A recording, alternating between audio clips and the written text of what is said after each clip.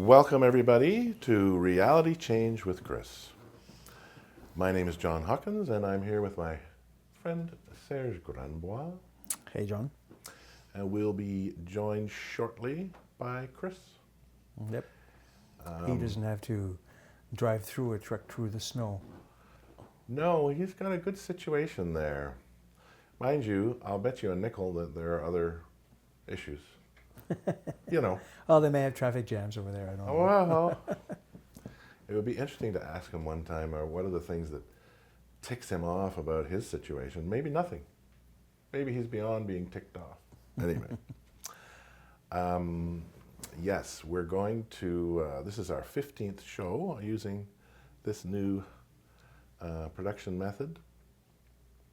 And Kris has been embarking, in my experience, in the new year on quite a broad-ranging expansion of our ideas about self and personality and the community of beings that we are working with, playing with all the time.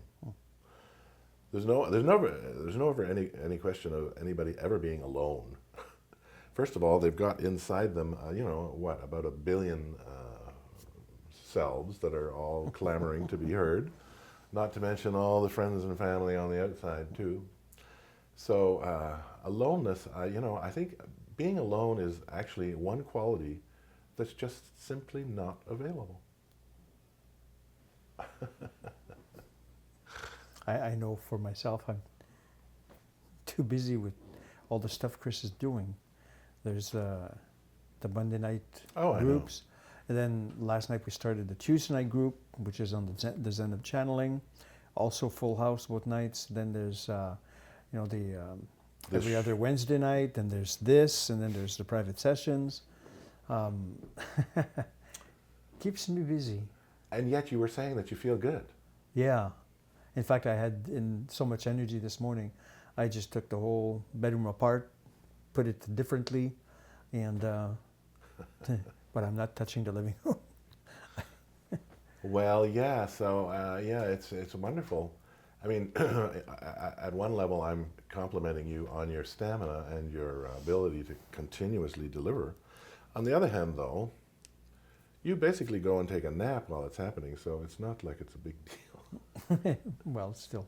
in a way, I don't mean that, in any way except affectionately. So, I wonder what Kris has in mind for us today. I'm not sure my concept of self can use any more expansion. We'll have to see.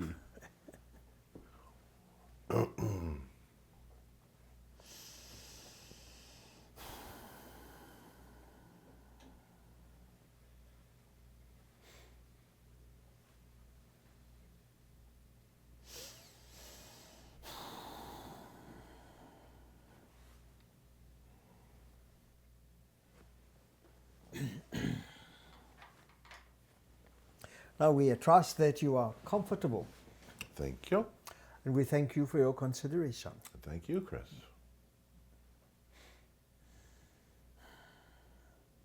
Now there is no need to concern yourself about your own concepts of selfhood, of your personality.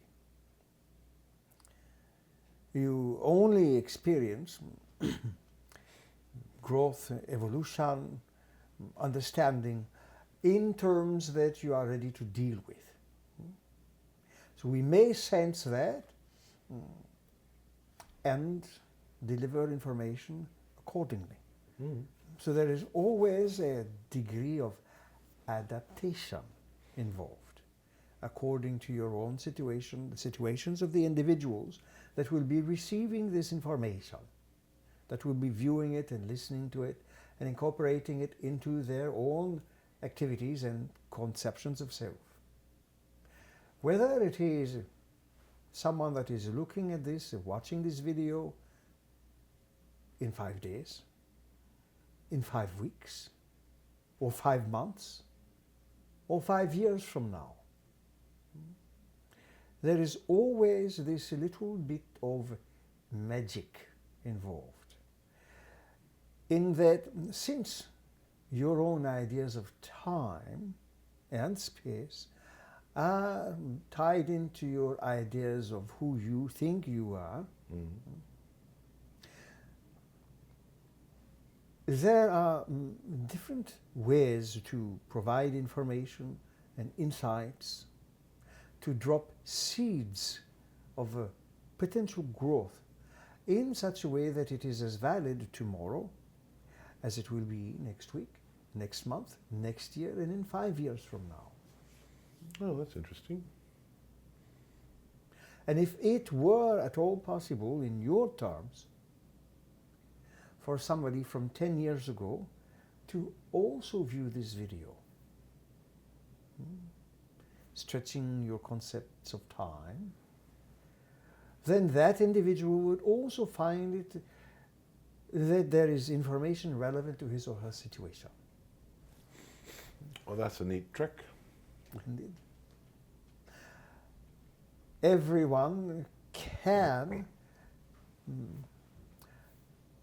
benefit from loosening up, if you like, untangling those tightly wound up concepts of selfhood in relation to time, space, the body, etc.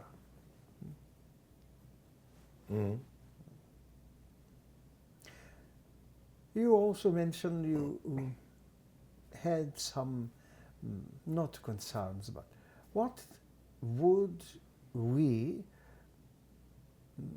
go through in coming to speak? Yeah.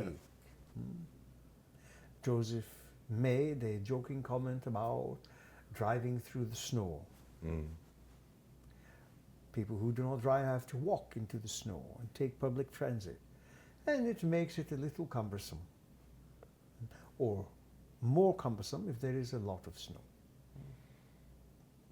Now, from our perspective, there is something else that is transpiring, again requiring a great amount of adaptation, only in the sense that it is like play from our perspective.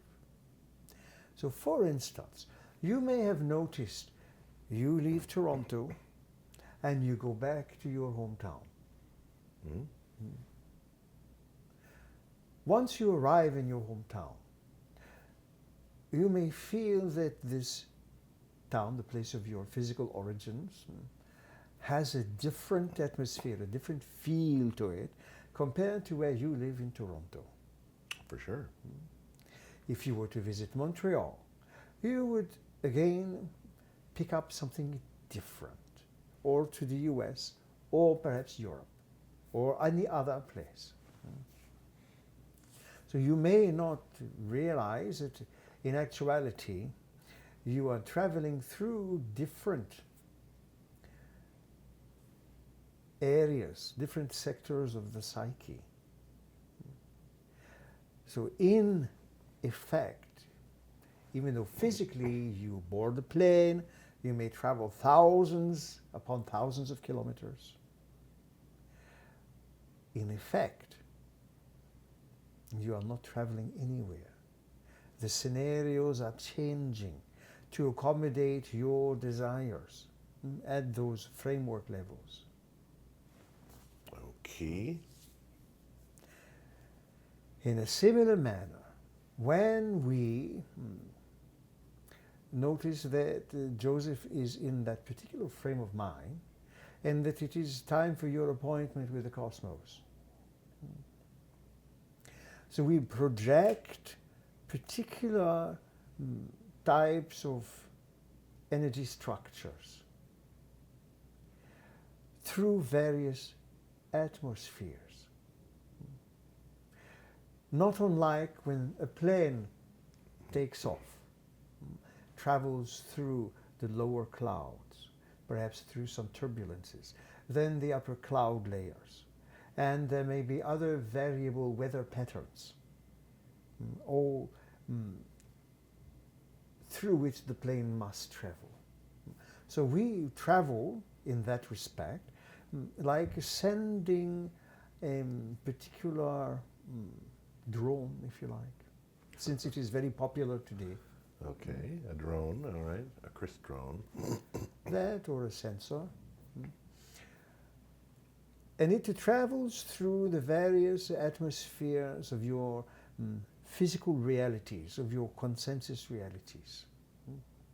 So we become aware of the various energies related to strife and conflict and war and so many other things, as well as the atmospheres that have such a more nourishing effect, upon which your species actually depends for certain manifestations, just as you use the energies that are related to conflict and strife for something else in your lives. None of these energies actually go to waste. And ultimately, none of them are considered destructive. The differences are what you make of them, what use do you apply them towards, and what effects do you create from them. So we travel through those, or at least the particular package of energy that we can direct, which contains particular elements of our own personality that are able to mesh in with elements of Joseph's personality to create a bridge, a personality bridge, through which then this interface enables communication. So it is, in a manner of speaking, as much of a production as it is the production that you establish here, Right. to then be able to convey to others what transpires here. Right. A quick question. You mentioned that, excuse me, you mentioned that if I were to go to fly to Europe or the United States or whatever like that, that in a way of speaking, I'm not really traveling anywhere. I'm just going through various aspects of areas of my own psyche. Indeed. Is that the same way you're traveling? You're not going anywhere really. You're going. You can say then that the traveling occurs within both ours, yours, Joseph's psyches. Oh, I see. It's a blending. Indeed. And this is also pertinent to all of those who will be viewing. So, crazy question. Do you take into account everyone who's going to be viewing? I mean, the individual personalities who are going to be viewing? Or is it more like, oh, you present it in such a way that it will relate to anybody? It will relate more specifically to those who view. They sort of self-select themselves in a way. In the manner of speaking, though it is a little more complex than that, the information provides potential connections where people will be drawn in their own fashion to the exchange, to this connection. So there are many variables taken into consideration, and the information and its method of presentation are both taken into consideration. Adaptations are made in such a way that those viewing also benefit, simply because your ideas of time and space seem to prevent you to perform certain tasks, to take certain actions. We are not necessarily hampered by those particular limitations. Well, that brings me back to the word play that you used. So this is not something where you're in a room making notes and coordinating things and getting a plan together. No. This is something where you're basically playing with these ideas and the interest in the possibilities, and all of this other stuff just happens. Is that fair? It is a result even of engaging your own playfulness in seeking to grow and seeking to understand your world. When you, not you specifically, but when all of you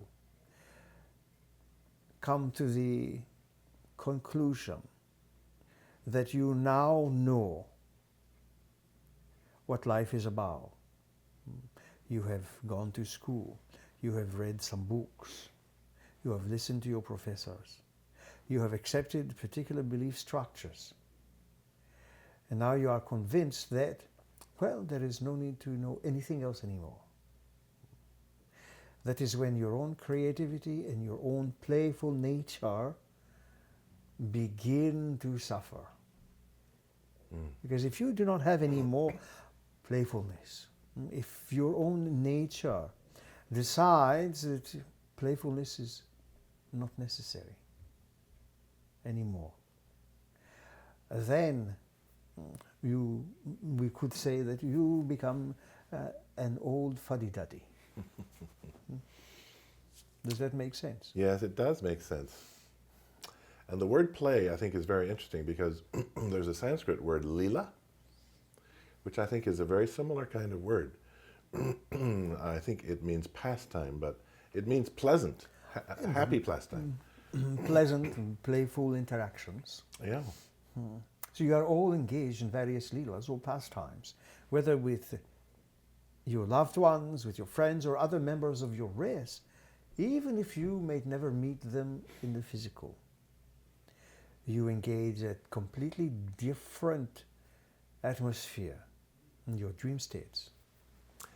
Well, that's very interesting to me because every once in a while I'm pondering something or working something through or trying to figure something out, every once in a while there'll come a perspective, a slightly unexpected perspective, that's just basically funny. It's just, oh, what a fun thing to think about. So I get the feeling that play is really what we're doing here. And it's the most fun of all. Well, play, I mean, it's play. Children are not so held back like the adults are.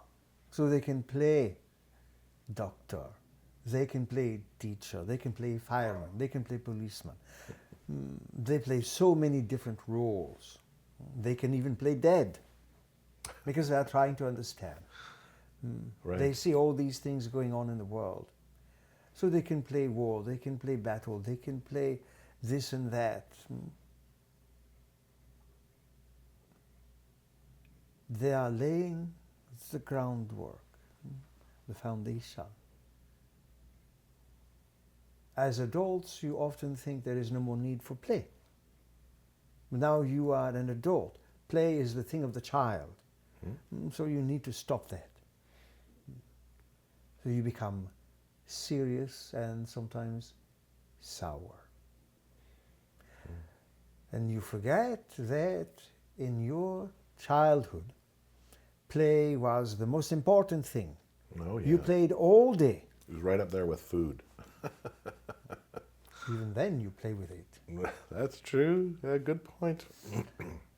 But if you can capture that innocent playfulness and bring it back into your life, you might end up with a lighter experience of life. It may not feel as if it is dragging you down, but you would understand that perhaps without realizing it, you have set up the conditions of your existence.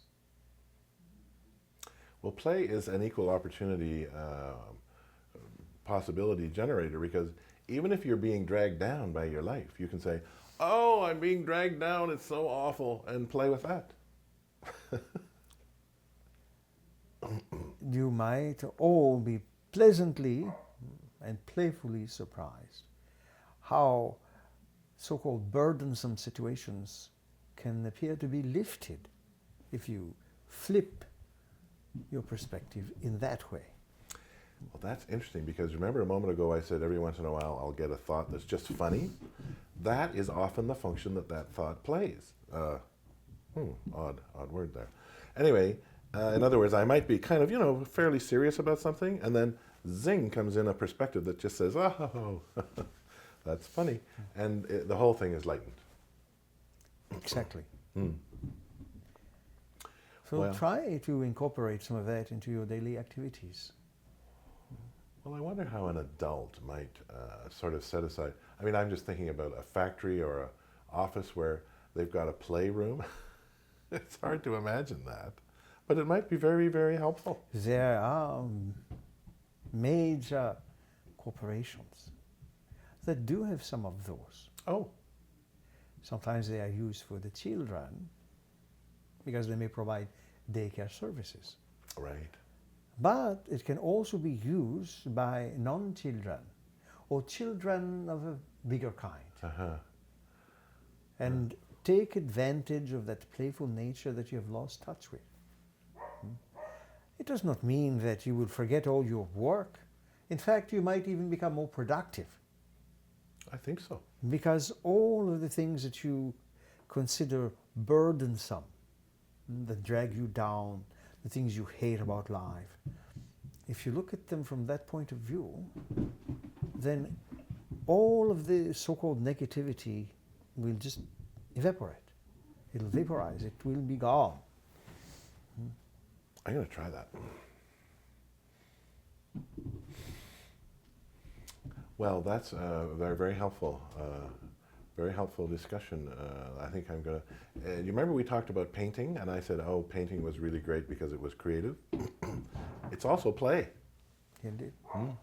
Now, the unfortunate thing is that many people have the idea, the conviction that if they do not have the nose to the grinder all the time, then they will not be productive. Do you understand? Absolutely. But it is actually when you take your nose off the grinder that you suddenly become more productive. Mm-hmm. It is a well-known and established fact. If you drive yourself into the ground without some playfulness somewhere along the lines, then what kind of life do you have? You are meant to be playful creatures. You forget that and you become overly serious. Yes, as a matter of fact, I've done some reading recently about Japan. Indeed. Now, they've got some issues, financial issues, but for, maybe 20, 30 years or more, Japan businessmen have done exactly what you're talking about here. They have had their nose to the grindstone and felt that that was the only way they could survive.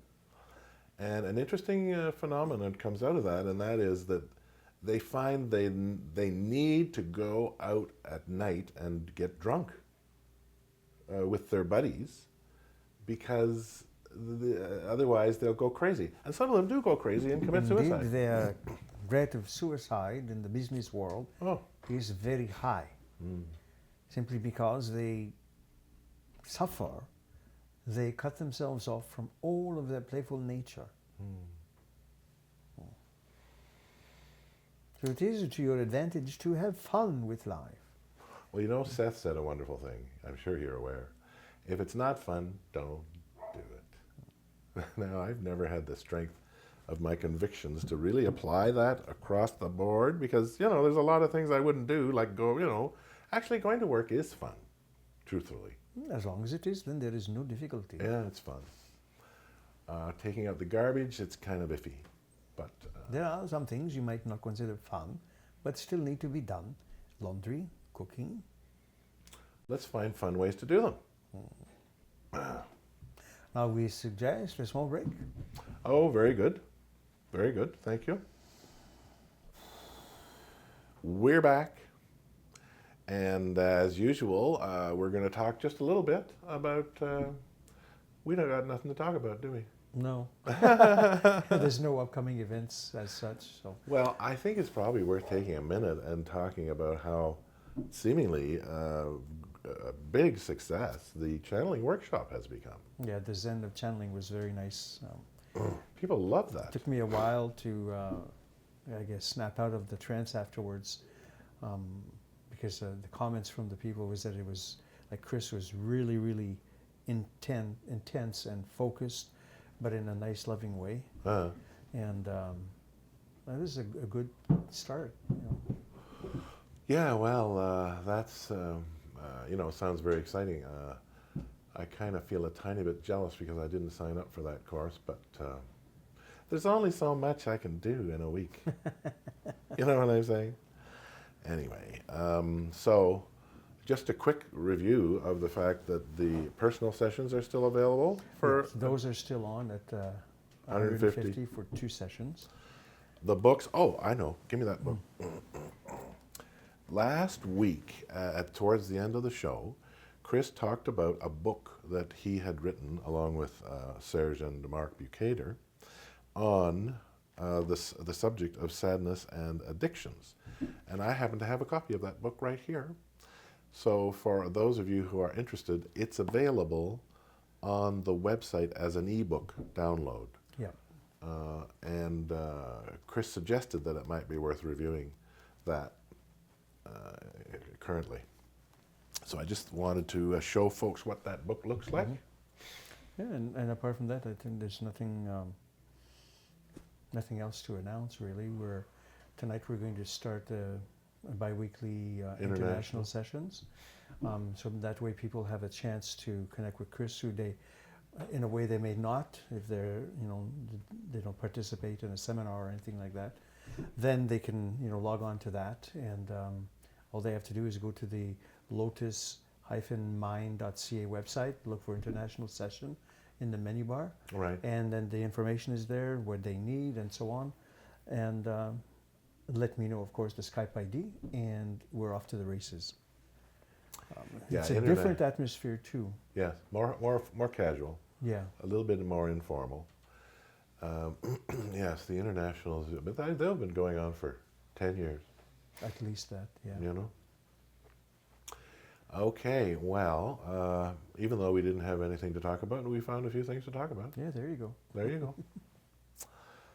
So I guess, shall we invite Kris to join us, to rejoin us?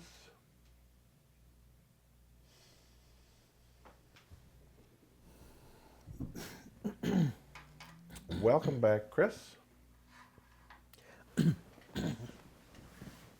Indeed, and we trust you enjoyed your little break. We did. So when we were speaking earlier about how we basically send package Right. that has to cut through or travel through various atmospheres. This energy package travels through various atmospheres in a manner similar, as we explained, to when you have to travel through perhaps the clouds, turbulence, and so many other things. Right. But overall, the playfulness of this action is the most interesting part Oh. in organizing the information in both an open-ended but precise manner, in such a way that it will benefit the most amount of individuals, but also address very particular situations of theirs in a general manner. So, for instance, it has often occurred that when we give a presentation, sometimes at the Origo bookstore or any other place we have given information, Right. and we may be speaking on various topics, it is almost inevitable that there is an individual or two or three of the participants afterwards will say such things as, we swore that Kris was speaking to us directly about our unique challenge. And in a manner of speaking, they are correct. Because we are not necessarily only limited to speaking to the self that you think you are. We are also speaking to your whole self. But that is done through the mechanisms of your own psyche. So we are given a certain amount of access. It occurs in the background.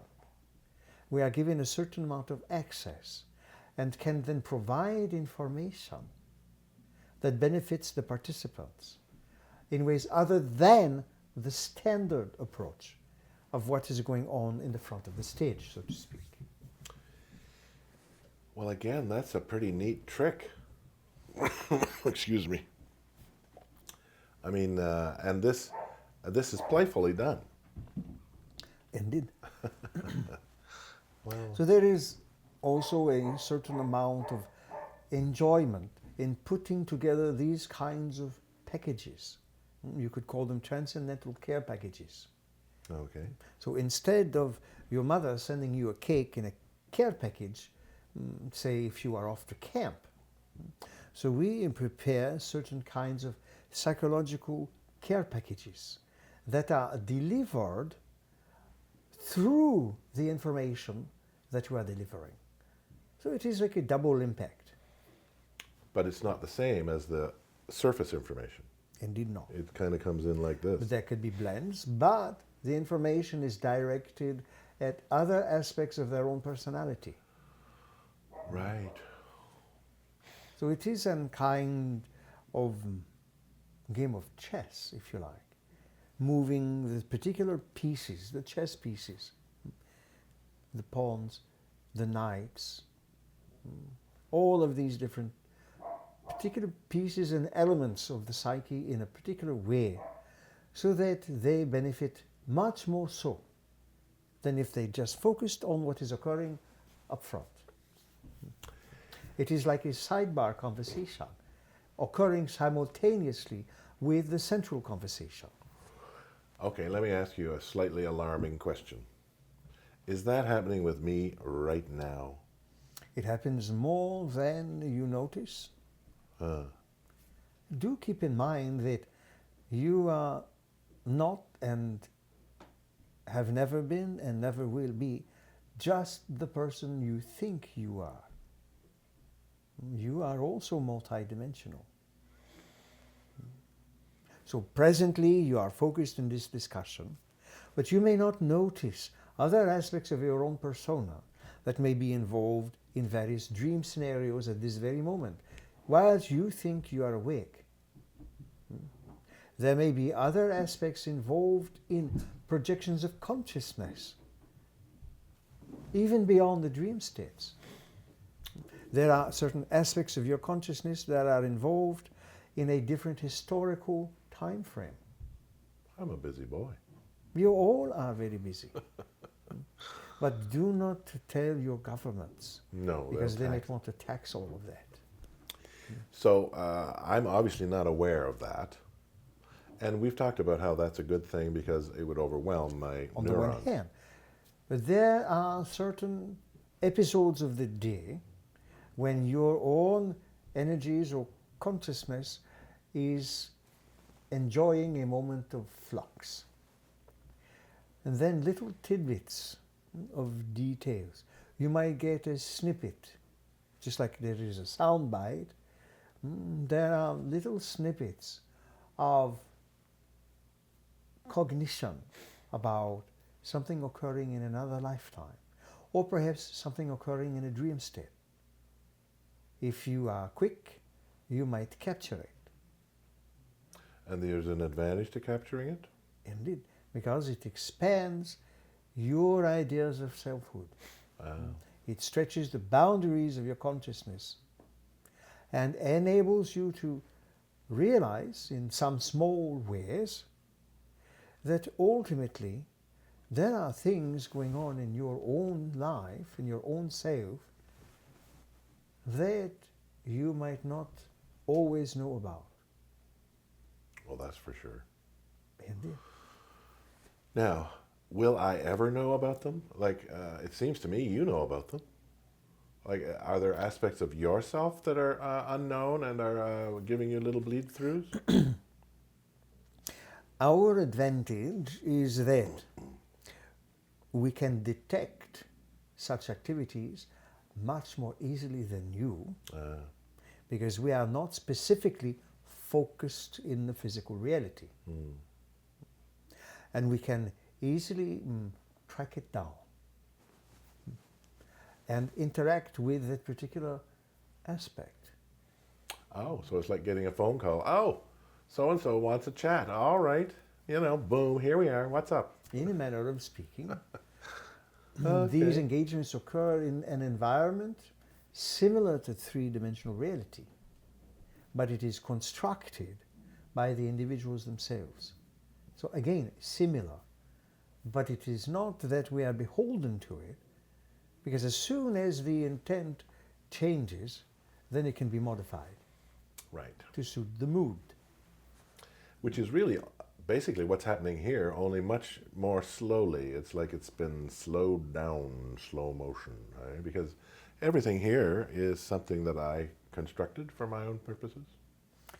It occurs here for your intentions, Joseph's intentions, Michael's intentions, and for the intention of those individuals who will be viewing this later on. So each of you have a hand in stitching together this particular little patchwork of reality. Well, that's a very interesting way of thinking about it.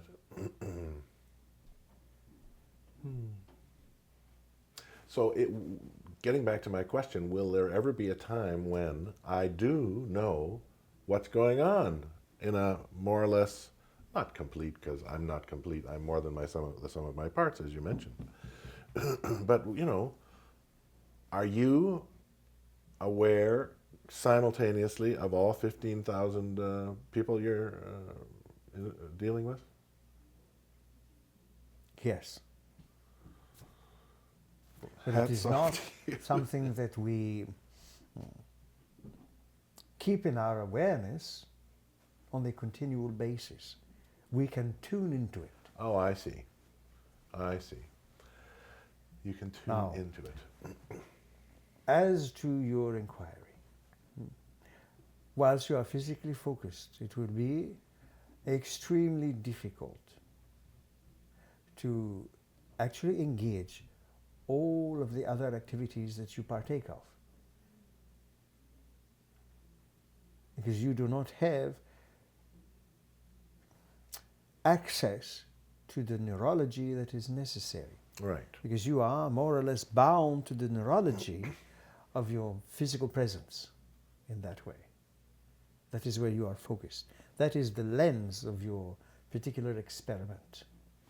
But can I learn to do what you describe, and that is not necessarily be aware of everything simultaneously, but to be able to selectively tune in? Periodically tune into those particular factors? Yes. Anyone can learn to do that. Oh, You might call it your intuition. You might call it by many other names. But the idea is to invite it and to actually pay attention. So an amount of concentration is needed. And not everyone wants to put the time and effort into such a practice. right, sure. I mean, there's football games. So many other things. Sometimes in the dream steps, you experience some of that. Especially if you become more adept at recording your dreams, becoming aware of them. Not just thinking about your dreams, but actually, objectively putting it down, either by typing or writing. And that process increases your ability to retain dream information. So you might have dreams where there may appear to be slightly disjointed scenarios. Oh, I see. And perhaps you think, well, it is just a dream anyway. But if you pay closer attention, perhaps those slightly disjointed scenes actually have their own full-fledged extravaganzas and dramas. But they have been stitched together in a way that your ego can make some sense of some situations. Right, and if they're too disparate, then, you know, the stitching may show a little bit. Indeed. So that part of your personality tries to make certain that there are no visible seams. Right. But sometimes there are. And that is when you go into the dream. You explore it some more, even from the waking state, and get additional details, additional insights. Well, the feeling I get is that the ego, the focused personality, does a significantly better job of stitching this reality together than the dream reality. Because the dream reality is not bound by the same physics and parameters that the ego is. Right. However, it does not mean that you have to bully the ego in accepting looser definitions of reality. But you can invite the ego to learn to adapt, to take in more and more of existence. And to play and to relax a little bit and to trust and, yeah. Indeed. Now it is said that Darwin more or less established that it is the survival of the fittest that is in operation in your reality. Right. But in actuality, adaptability is what allows your species to survive. Without that, you have no flexibility. You may not be able to adapt to changes in weather situations, in geography, and whatever else is occurring in your world. Well, in classic Darwinian theory, the idea is that if you specialize too much to a particular ecosystem, then you become vulnerable. Indeed, if that ecosystem is damaged in any way, shape, or form, then your experience is forfeited. Yeah, you can't.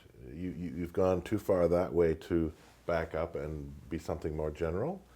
So in a way, one of the things that I know that it's all nonsense, right? I mean, not nonsense, but it's It is viewed from a particular perspective and nothing else. Right. But the piece I read that I thought was interesting suggested that one of the great advantages of human beings is that they haven't specialized particularly.